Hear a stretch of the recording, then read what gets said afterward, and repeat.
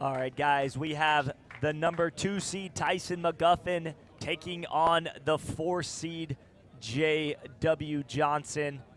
Tyson Mcguffin, if you take a look up on the screen, is a PPA contracted player at 32 years old, 5'10", out of Coeur d'Alene, Idaho. He is the face of Selkirk, loves to wear cutoff shirts, tank tops to perform, and it looks like we're getting started right now.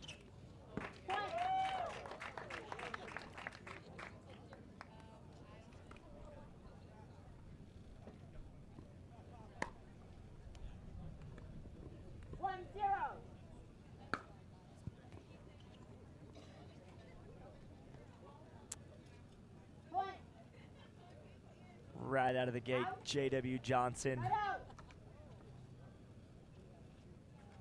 drawing blood first.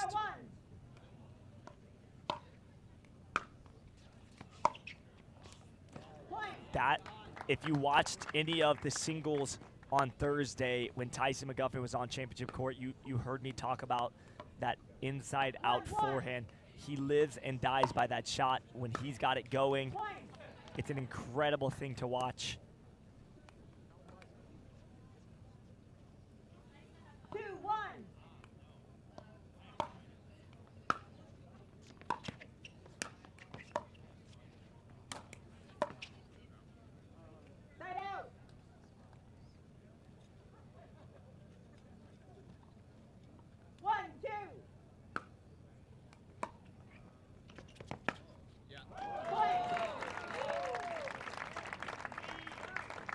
Tyson Mcguffin giving props to J.W. Johnson's shot right there.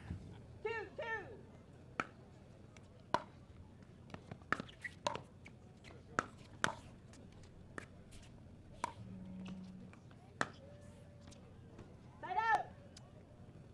Tyson laying off of that forehand down the line from Johnson. Singles is a good change of pace here after watching the doubles finals.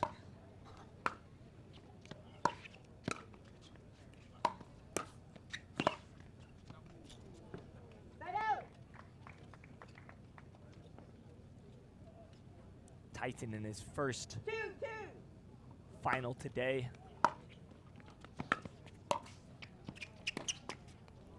J.W. Johnson in his second. He played for the men's pro doubles final earlier today. Fell short against Newman and Wright. 2-2.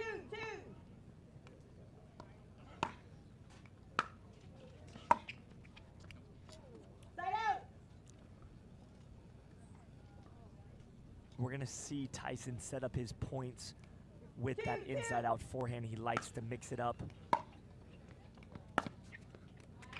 That's too good. Tyson trying to get a deep return and get up to that tee, but J.W. Johnson's passing shot right now is on point. 3-2. Point. Nice deep serve there from Johnson. 4-2.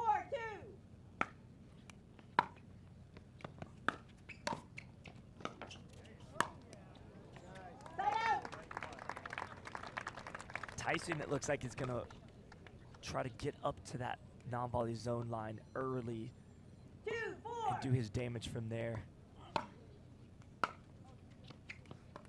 Point. Big serve from Mcguffin. The wind behind the back of J.W. Johnson into the face of Mcguffin. Great effort, but not able to get back as Johnson puts that one away easily. Great hustle play from Mcguffin on that. 4-3.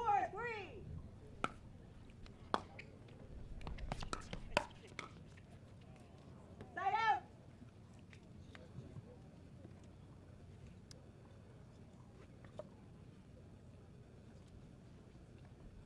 3-4.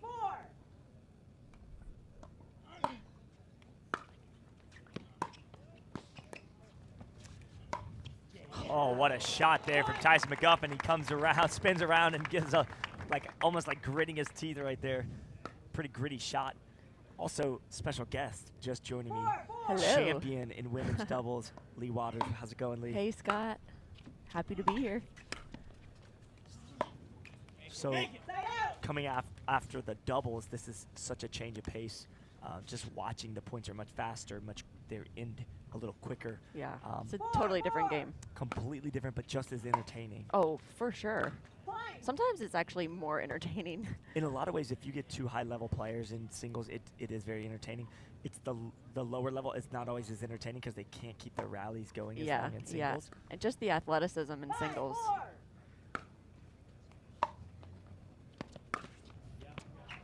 It's a great shot. J.W. Johnson able to step into that weak return for McGuffin. The wind right now, it needs to be noted, is in the face of McGuffin, so some of those returns might hang up a little bit or come up a little short. 6-4.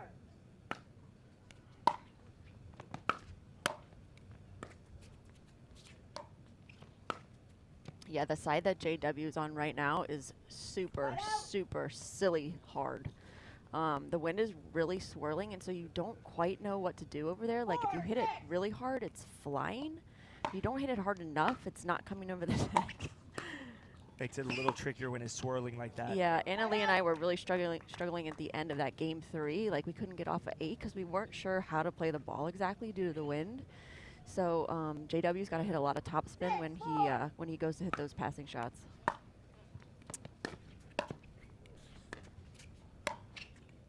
Nice job by good. McGuffin. It looks like early, at least, McGuffin's strategy is to get up to that non-volley zone as soon as possible and really dictate the point from there. If he can keep the ball to JW's backhand, he usually slices and can't do much damage. He does have the two-handed rip, but I find more often than not, if he's getting pulled over, he's going to slice that to try to reset. Yeah, and McGuffin wants to get in more of that cat and mouse game with the slices rather than the pure drives off JW's paddle. I don't think anybody looks forward to seeing the passing shots from J.W. Johnson. And But that's what makes him so dangerous in singles. and also, to be noted, in doubles, he's using the Franklin Ben Johns That is paddle. very And then he interesting, right? switches back for singles to the carbon paddle. I just find that interesting. I don't know the reason behind it. I think it's because, are we going to break, or should I keep talking? Well, just finish that thought on that real quick. Okay, I think it's because he does use his drives and passing shots, so he wants that extra spin that the carbon gives him in singles. That would be my guess. He's not driving the ball as much as doubles. He wants more of the finesse. But with the passing shots, that carbon's pretty dangerous. Do you find that it would be difficult to make us, like for you, for example, would it be hard for you to switch from one paddle to another, a completely different brand? We're not talking about elongated versus a flat paddle tech. We're talking about two completely different companies. That's got to be a difficult thing, right? It's funny that you asked that because Anna Lee and I were actually just talking about that exact thing during his doubles match. We were like, but the funny thing about JW is we play a lot of rec games with him, and he's very famous for playing with a different paddle in every single game. So he's quite used to switching. He's so talented. I just think this game comes very natural to him, and he knows what he can do with each paddle, and he picks his poison. I love that insight right there. Again, we're seeing weaker returns from McGuffin because the wind's in his face, and JW trying to take advantage of that, unable to on that one, but we'll keep an eye on that.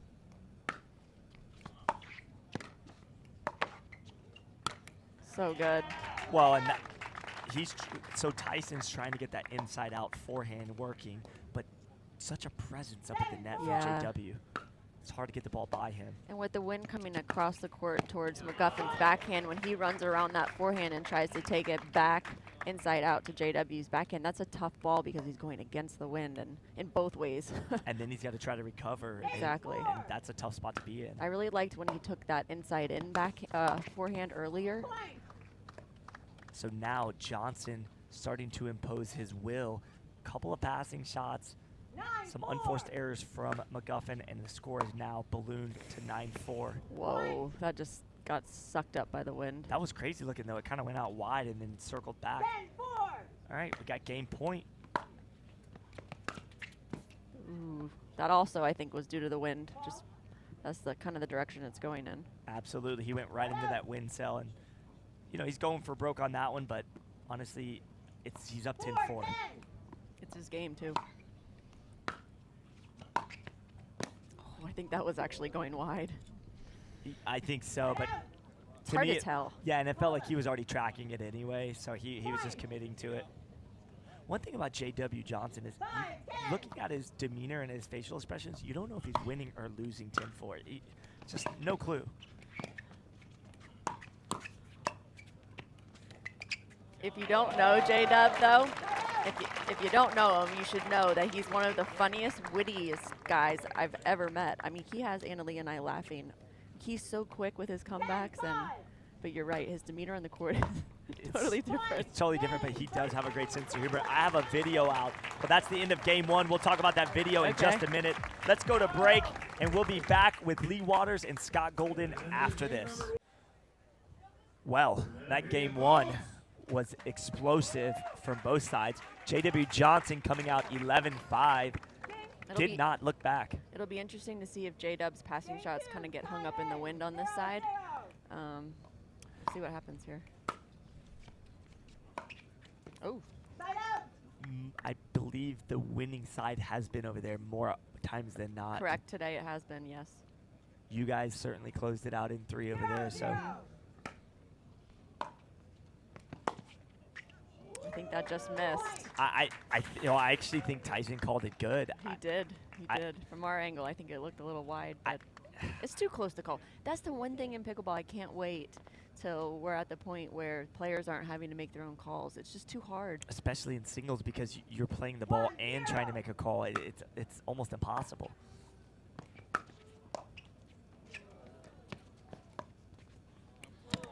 Do you think some of these unforced errors like that, for example, is just because he's trying to have to do it? He has to do a little bit more with JW?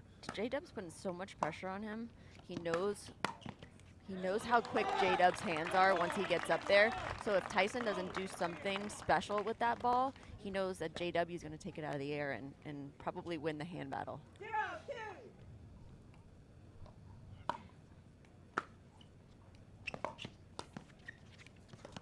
That's what Tyson's so good at right there, that cat and mouse. Look, that when Tyson starts grunting and starts kind of, I don't know what you would really call growling. Barking. Yes, all those verbiage words. I mean, that's not good for the opponent. He really can take over a game. Just long. Yeah, I mean, that's what makes Tyson, one of the best singles players in the world is that cat and mouse game. He's so good at it.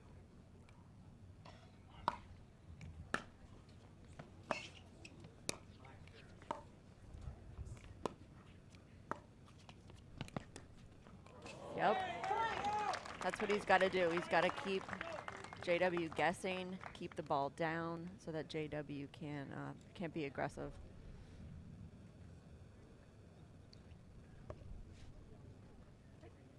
I believe last time these two played, JW won in 3. So we'll see if Tyson can keep this one closer. Tyson is by far one of the most energetic, plays to the crowd, feeds off that energy, and he needs that to be able to beat J.W. Johnson. He cannot be flat. The crowd's loving it, too. Oh, yeah, he definitely is a showman. But also backs it up. Yeah, absolutely. As does J.W. Johnson. I mean, this kid's come on the scene and just absolutely exploded the brackets of pro pickleball. Yeah. I don't think there's anybody that would argue he's one of the best in the business right now. Absolutely. I don't know if anybody on tour has hands as fast as J-Dub, and that's, it makes it very difficult to attack him. You have to really be precise with your spots on him, or else you're going to pay.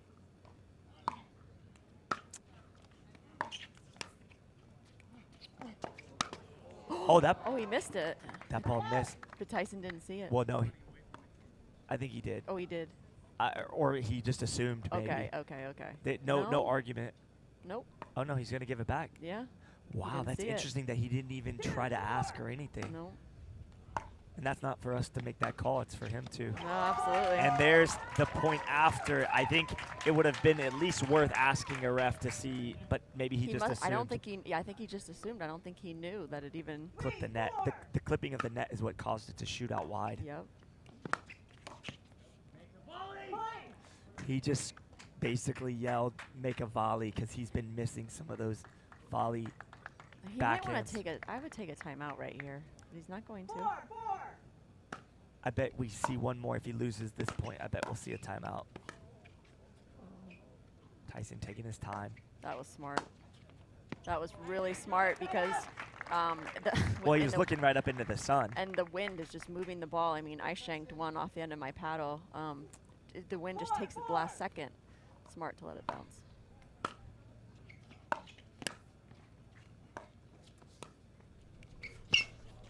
Wow. Tyson's so quick on his feet, but the precision of J.W. Johnson and the ability to just take the pace off that ball, I think, is the difference. 4, 4. The wind picking up, becoming a little bit of a factor here. 1. Yeah, he's still not calling a timeout. He needs it. He needs to get this game. 5, 4. That was beautiful. I mean, you can't teach that right there. No. I don't think anybody can mimic what just happened. I mean, that backhand cross court was so much ferocity, if you will. Yeah. He was very intent with that. He had a lot of intention going. 4, 5. Both these guys being tennis players, that's a tennis volley. It's beautiful, and it's such a great shot in singles. The women use that shot as well. Just pulls you right off the court.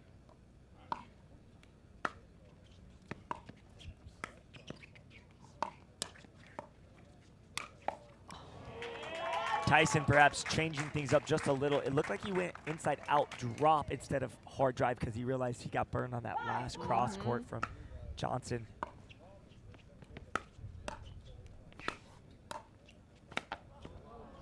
Well, he's just making Tyson work really hard.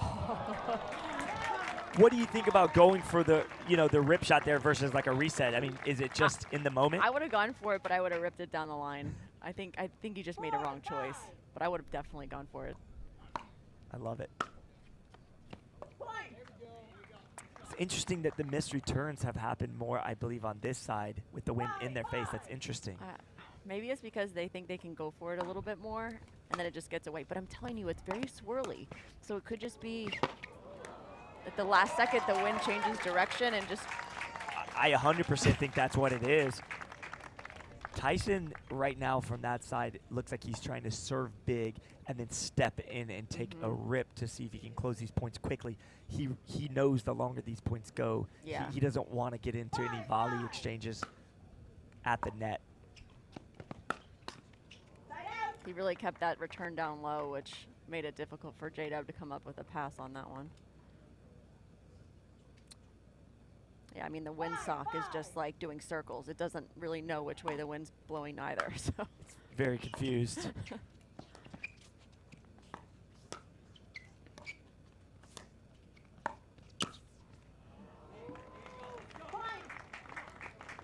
So Johnson with a little bit of emotion there. No, that's new. I haven't seen that much from him. That is new. He really doesn't show a whole lot.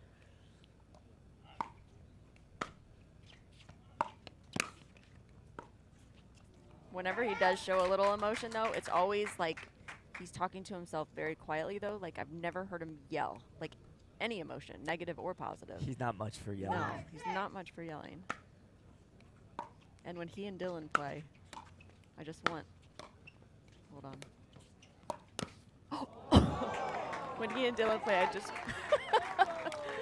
just rolled his eyes at himself. Big eye roll. He doesn't say much, and that's what you were gonna say something about him and Dylan. I just want one of them to like scream, like about something. They just don't. They just don't. It's so funny. Fraser's the same exact way. He does not show that emotion.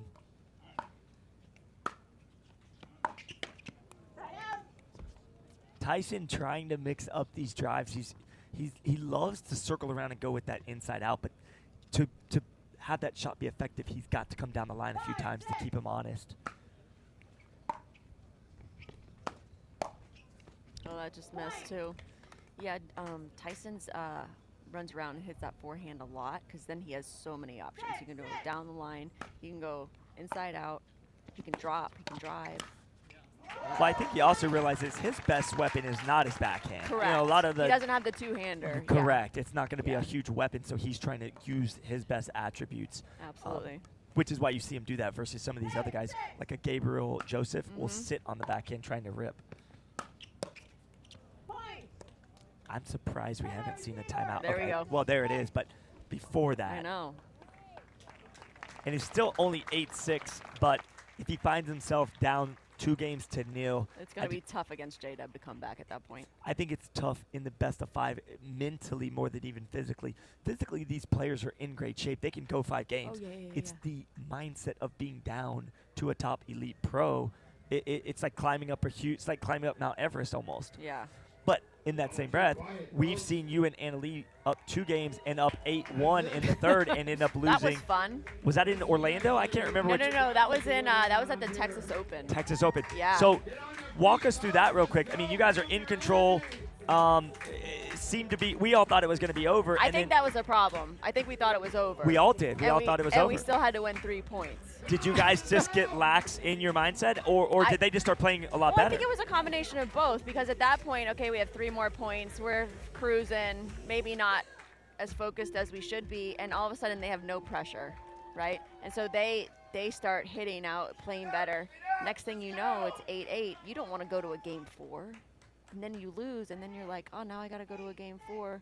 You'll lose that game, and then now all the pressure's on you, because you know what position you had just previously been in. And you can't help but replay that in your mind, I'm sure. And it got really windy as that match went on. We ended up on the bad side, and they were playing very free, and we were playing very cautious, and we lost. And kudos to them for fighting back. And we learned a valuable lesson that day. So. And you used it here today. Absolutely. J-Dub looking to really apply pressure coming in.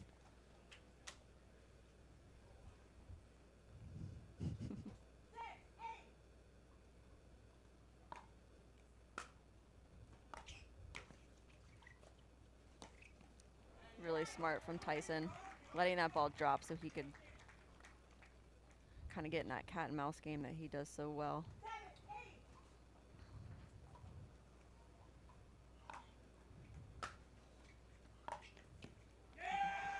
That's the fire that Tyson Mcguffin wants to create. He wants to create his own momentum off of a shot like that. He can sometimes make big strides. This is a big point right here.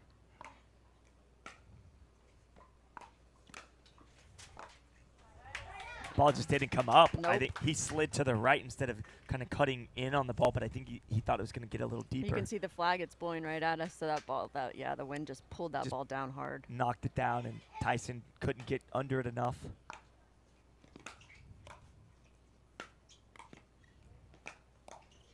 Oh, So what a good. grab. But also the anticipation of knowing he was going cross-court, because if you watch on the replay, he went ahead and anticipated going that way. If Johnson goes behind him, he's toast. Yeah. But he guessed right on that one. And I say guessed loosely because he probably felt the vibe. Anticipation is so huge in singles. Oh, That's a big error there, as he doesn't typically miss, but the wind Yeah. blowing hard from his backside. Oh my God, it came back and he recovered. I mean, I'm just going to say this. It's a good thing that Tyson didn't completely stop playing. He actually, if you watch on the replay, his body language was that it was over, and then he just perked right back up. J-Dub got it. Can't count J-Dub out. No, and it came all the way back across the court. Unbelievable. And honestly, with no wind, that ball would have gone over, so he would have still been at the point.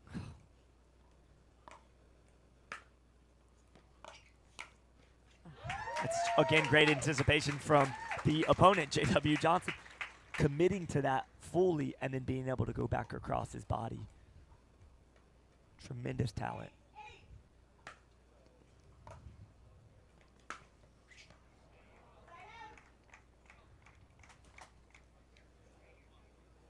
Whoever gets to 9, I feel like is going to win this game.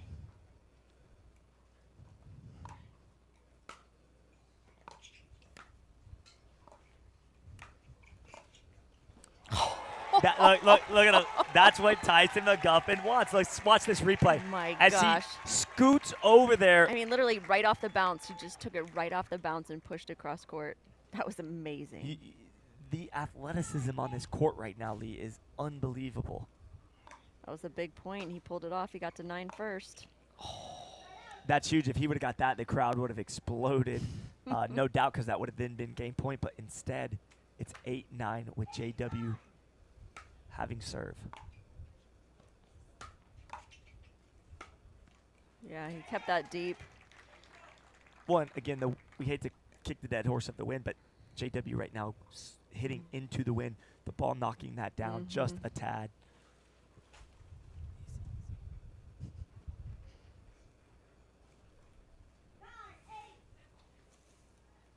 Big point coming up right here.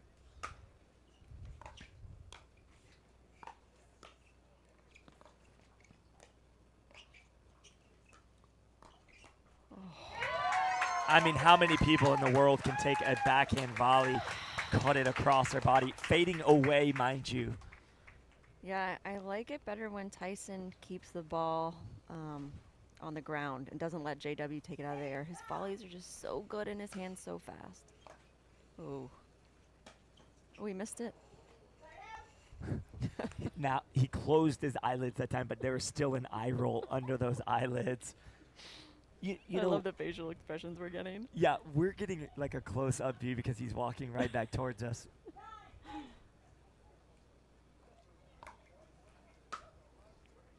Tyson knows how big these points are. What a return. Well, we've been talking about how Tyson likes to get around that return, but JW knows that as well. So he's getting that ball a little deeper, I think, to keep Tyson from being able to get on. Yeah, and he was much on too it. out of position on that one. He was pretty cooked. All right, guys, we're going to take a quick commercial break. This is Lee Waters joining me in the booth for all the live action. We've got the conclusion of Game 2 coming up. All right, they've been gridlocked at 8-9 for quite a while. Tyson's slipping. Yeah, I a was just little going to say it looked like he slipped. bit. He definitely did. He's got a nice pair of shoes on. Must have hit some sweat over there.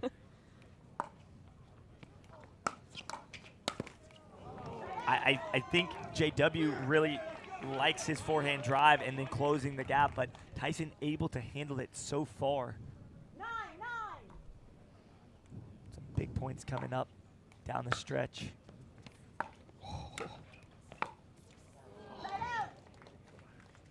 I thought that return was sailing, but somehow it stayed in and caught the line. I mean, do you challenge there just in case you saw it wrong? I mean, I don't know. 9-9. Oh, jeez. That one stayed in. He's choosing to keep Johnson back.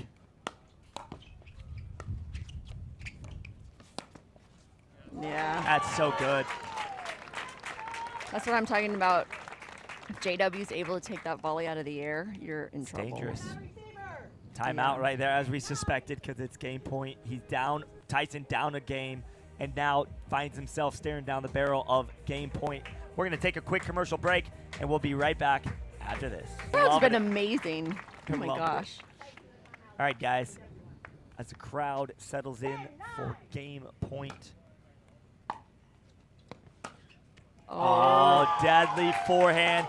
A look of disparity from Mcguffin as that ball did not sail wide. It stayed in. That was so clutch. That was a beautiful pass by J-Dub. So let's throw a few stats out for you real quick, and I want to get your thoughts on this as we now know that Tyson Mcguffin is down 2 games to J.W. Johnson.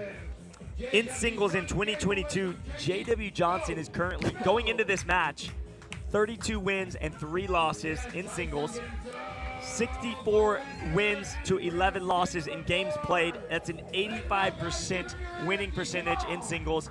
And he's outscored his opponents 772 points to 419 points won, and that's 64%.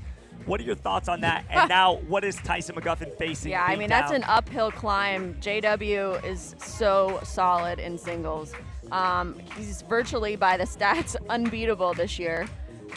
He's got a lot of confidence, and Tyson's really going to have to grind and I think change up the game plan just a little to have a fighting chance here. I'd like to see him try to a little bit more drops, a little bit more cat and mouse. I feel like when they do both get to the net, Tyson's trying to go for these winners, and JW's taking the ball out of the air and putting him away. And with JW, you just can't give him a volley because he's just too dangerous. And with that paddle, the little bit of extra spin, those balls are going off the court. Yeah. So. Interesting. And, you know, I want to just touch on this. I've been around the sport 5 years. You've been around a long time as well. Ben Johns went on a run of singles, like not losing for like 2 years, I think. He won like some sick amount of games in a row, matches in a row. Ridiculous. But J.W. Johnson coming on the scene has really given Ben a lot of trouble. Yeah. And everyone else. So as this talent comes in, I mean, we're seeing more and more of these upsets. That ball stayed in. His passes, I'm telling you, J-Dub plays differently than a lot of the male pros play. A lot of the male pros want to get into the cat and mouse. That's how they've always played, including Ben Johns.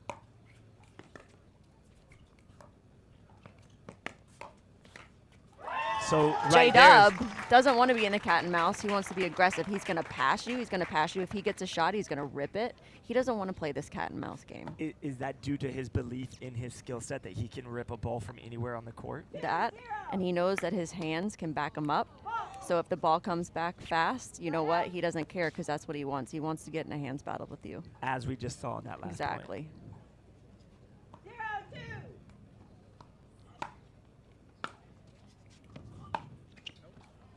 Well, again, I just want to bring this up again. J.W. Johnson knows that Tyson likes to get around that backhand, so he's getting that return a little further over. See, there we go. It's too good. It's too good. Tyson is not able to get his body weight back over there with the whipping shot that Johnson's getting. A lot of players, you know, maybe they have a forehand drive down the line or forehand, you know, roll or drive cross court, but maybe they don't have both. JW's dangerous on both sides and can rip down the line and cross court. So what do you do? What do you do? He's passed Tyson now. What's the score? 5-0. He's passed him pretty much 5 straight times.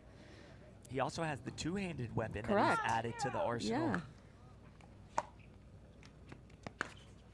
Look, he's really feeling it. Yeah. He knows. I mean, you never want to concede at all, but right now the body language is just not great right there. Realizing that his opponent's in the zone, the honestly. zone. And Tyson's now trying to go for a little bit too much on the returns. I mean, do you bother calling a timeout at this point? I feel like you should. I feel like you should, but I also have been in that position, and you just kind of feel a little dejected. You almost don't want to sit for 60 seconds. You're almost yourself. just like, I almost just want to just get off the court right now. But yes, you know, by all means, he should be taking a timeout. He's fighting through for now, but I just think he's off a little right now too, either physically or mentally or both. He needs to maybe take that timeout so he can just regroup. Yeah, just stop the bleeding here.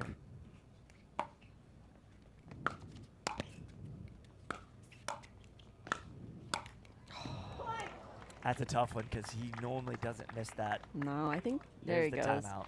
I think it's just, you know how good J-Dub is, so you try to make the next shot even better than the last shot, and then next thing you know, you're not watching the ball, and yeah, I've been there, so I know what it feels like. Yeah, exactly. All right, guys, we're going to take a break. Thank you, Lee Waters, for taking your time to join me in the booth. We'll be right back for Game 3 final coming up. All right, as that Jigsaw commercial wraps up, we're seeing the end of Game 3. Tyson has to do something desperate here. There's just nothing you can do about that right there. I actually really liked that return. It gave him time to like get in. It was a little bit loftier, but J-Dub just stepped in and ripped it.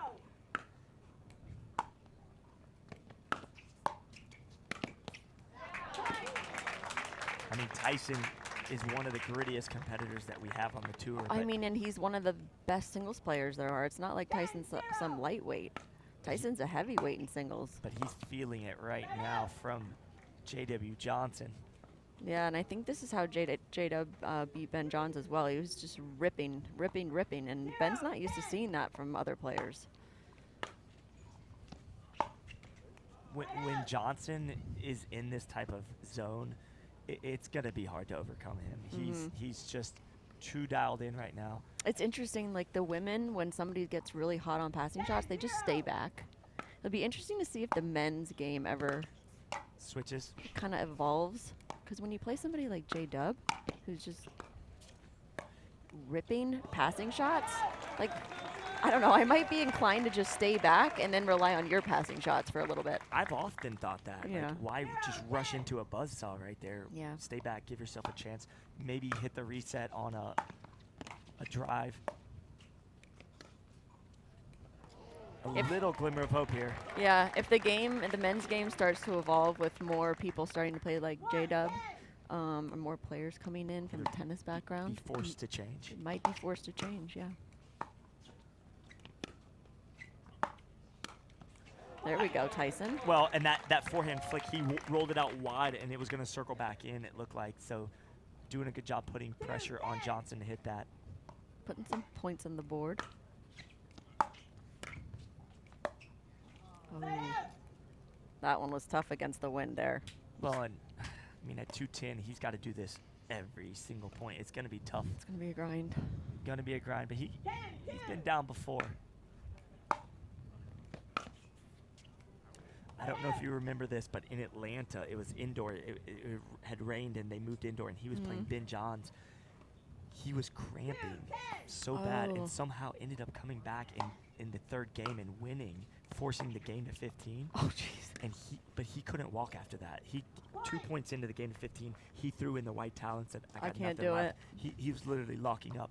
But the fight from this guy is never, ever going to be gone.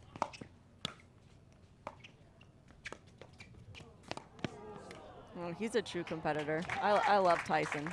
You can't help but love Tyson. He's the face of Selkirk, but he's also the face of pickleball in the sense of how gritty he really is, and always a fan favorite. Oh, yeah. And he's always so gracious to his competitors and gives you the energy at the same time.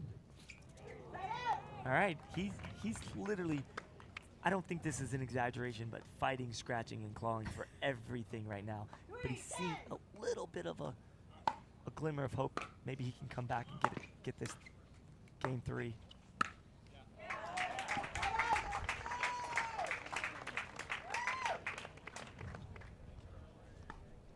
Yeah, I don't know if you guys at home can see, but when JW gets some of those higher volleys, he changes his grip so that he can get some serious crazy spin on that ball. There it is. And there it is. 11-3 final. We've got a great crowd cheering for 20-year-old J.W. Johnson, a South Florida native, taking down Mcguffin in 3. Your Awesome. daughter up next Yes. against Leah Jansen. Yes. Anything going into that match that she needs to do, or is she just going to go out and have fun and Yeah, I take it to mean, her? Leah likes the cat and mouse game probably more than any female other than maybe Irina Tereshchenko, so it's a little bit different type style of play than Annalise, so she's going to have to adjust that. Leia's long, so she can reach and hit those angle volleys. So Annalise is going to have her passing shots are going to have to be on point today for sure. One of the things that Leah mentioned in the broadcast before you came on was that when she plays Anna Lee in singles, if there's any 2 or 3 points in a row, like maybe 3 in a row, 4 in a row, she'll quickly use those timeouts, and she does it so well. Yeah. You guys often use them quicker than the guys. I feel like the women have a great understanding of when to use those. The guys don't seem to like to use timeouts. Seriously, even in mixed doubles, like the guys don't want to call timeouts. I don't know if it's a pride thing or what. It might be. I've seen that also, and Leah pointed it out as well. But you guys were quick to call timeouts and recover from that momentum swing. They really work. I mean, they truly work. They can change a momentum. Like, it happens a lot. That's why we call them. Yeah, definitely. And Leah said she was taking notes on that, and she's going to use them whenever Annalie gets fired up. But guys, we're going to take a break. Thank you so much to Lee Waters. This is thanks Scott for having Golden. me, guys. Absolutely. Congratulations on your Women's Pro Doubles final champion. You guys played lights out all week long. Thank you. You guys are one of my favorite to watch, and always a crowd favorite as well. Guys, we're going to come back after this to see the conclusion of Championship Sunday with Anna Lee Waters battling Leah Jansen for the final championship of the day. Stay tuned. Welcome back courtside. I've got our champion here at the PPA Riverland Open, JW Johnson. Huge congratulations to you. That was a fantastic match that we just saw against Tyson Mcguffin. What did you do to make that match come out with you on top? I mean, obviously, like I always say, I look back at the clips, see what was working, what wasn't working, and I mean, obviously the wind kind of helped me today. I mean, those were tough conditions today, but I think I probably just adjusted a little bit better today, but other than that, I just played my game. We've seen you go back and forth to the carbon paddle, to the Franklin paddle, and a lot of people, of course, are asking what is the significance of that and how does it help or hurt your game? With the carbon paddle, I feel like there's a little more spin, not as much power, so obviously I like playing with that in singles more than doubles. And then obviously the Franklin's kind of the opposite a little bit, so I kind of like the Franklin for doubles just because of that perspective. So. Does it ever bother you to switch back and forth even in the same day from one paddle to another that are actually very different? Well, I haven't really done that before, so first time. So. Well, it seems to have worked out at least today. I mean, somehow it did. Luckily it did, so yeah. All right, and I want to ask you a little more personal question. I've seen you, your sister, your mom wear these crystal necklaces on court. What is that for? Does it help your pickleball game? Yeah, it gives all of us super strength. No, I'm kidding. It's just something somebody gave all of our family, so we just wear it just to wear it. So. That's cool to have the whole family wearing the same thing together, and then you all feel like bound together or something. Can we see you playing more with your sister as well in the future? Yeah, we're gonna play a few more later this year, so we're gonna see how it goes. I love it. All right, big congratulations to you, J-Dub. And I'm going to bring Bryce Morgan on court here from the PPA to present you with your trophy. Congratulations, JW. It seems like, I guess I don't need to hold it, huh? JW, it seems like each week, or each PPA tournament, you're better and better and better. Congratulations, really well fought win, and it was a great match against Tyson Mcguffin out there, so glad to have you. Loved watching it. Everybody give him a hand. Scott, back over to you.